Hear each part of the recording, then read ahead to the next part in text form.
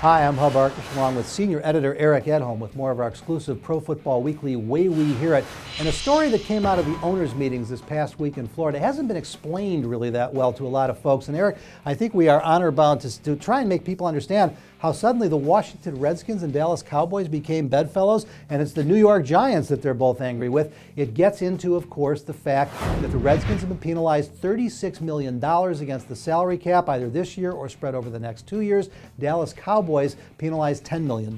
Yeah, and it's a situation that came up when the CBA, the previous CBA, was set to expire, and they had an uncapped season in 2010. What does that mean? No salary cap, no floor.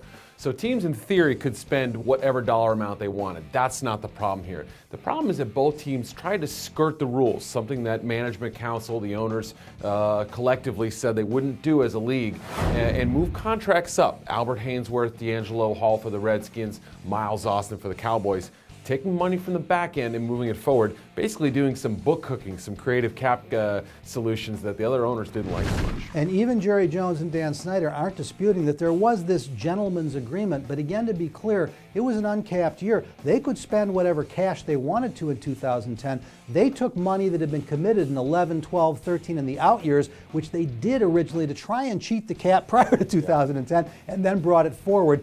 That's why they're being penalized. Now, the owners voted 29-0 with one abstention to go ahead and enforce these penalties. Of course, the Redskins and Cowboys not allowed to vote. The Tampa Bay Buccaneers abstained. Two other teams, the Raiders and the Saints, were censured. They were accused of doing the same thing, but apparently their penalties weren't enough to be fined, or not fined, but fined cap space here. And what it's done, Eric, is it's created a furor between Jerry Jones and the head of the NFL Management Council, the owner of the New York Giants, John Mara. Yeah, Mara at the owners meetings was very angry, showed up very bad, and was really wanting to get this issue out front. And when Goodell talked about it, I mean, he said, look, this is something that the owners had agreed upon, but it wasn't written down in the rules, and that there was nothing binding on paper. And that's what the Cowboys and Redskins are arguing about. And other people have said, look, why not fine the Buccaneers, the Kansas City Chiefs? They barely spent it all that season. They fell well below. So there is some gray area here that needs to be sorted out. We'll wait and see what the master arbiter has to say about it. But right now, my favorite part of the whole story, it always comes from Jerry Jones, and I'm going to quote here. He's very angry, and he said to John Mara and the Giants, all right, let's settle this one on the field. Now, whether Jerry Jones and John Mara are going to suit up, that remains to be seen, but there should be a very spirited NFL opener on Wednesday, September 5th. For more of the best news, notes, and analysis in the NFL, stay right here at ProFootballWeekly.com, 24 hours a day, 7 days a week.